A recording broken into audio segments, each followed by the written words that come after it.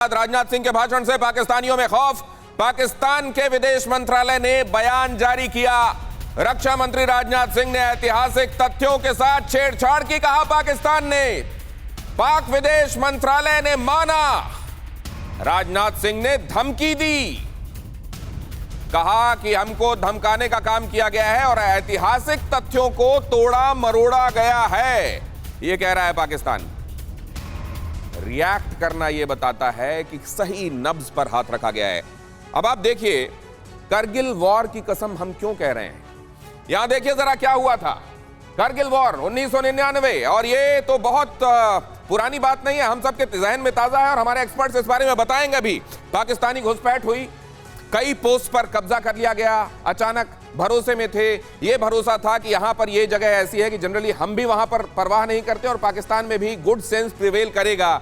वही good sense एक बार फिर हमारे लिए प्रॉब्लम बना। अब इस गुड सेंस से ही कई बार बचना पड़ेगा।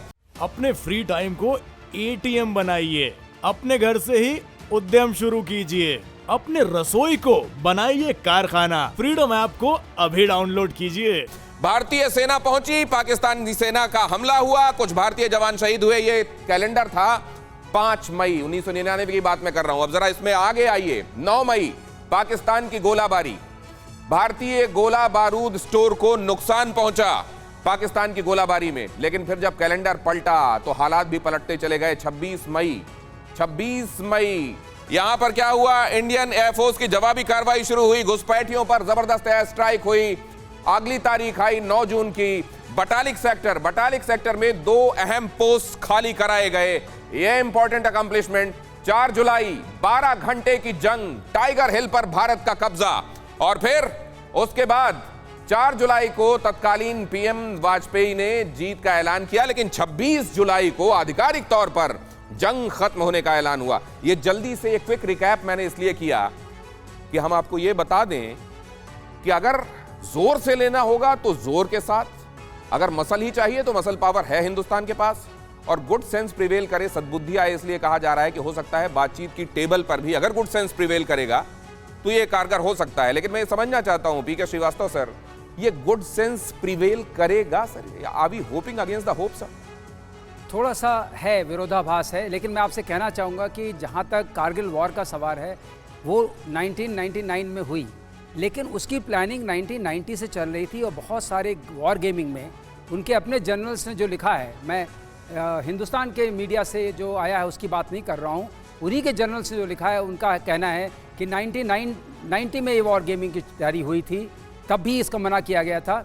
जब उन्होंने आखिरी चढ़ाई की और जब परवेज़ मुशर्रफ थे, उन्होंने ये सोचा कि जो हम गेम खेलते हैं उसमें हमारे लैंड को फॉक्सलैंड बोलते हैं, अपने वाले को ब्लू लैंड बोलते थे, दोनों के बीच में कराए। लेकिन फॉक्सलैंड में नॉर्मली वो अपने ही ऑफिसर्स रख करके उनसे देखते हैं कि दुश्मन क्या रिएक्शन करेगा, वो नहीं हुआ था। और अल्टीमेटली वही हुआ जिसका उनको शक था। वहाँ के 2 ऑफिसर्स थे, उन्होंने महसूस किया था कि हमें लड़ाई नहीं लड़नी चाहिए, इसमें हम हार जाएंगे। उसके बावजूद वो लड़ाई लड़ी गई।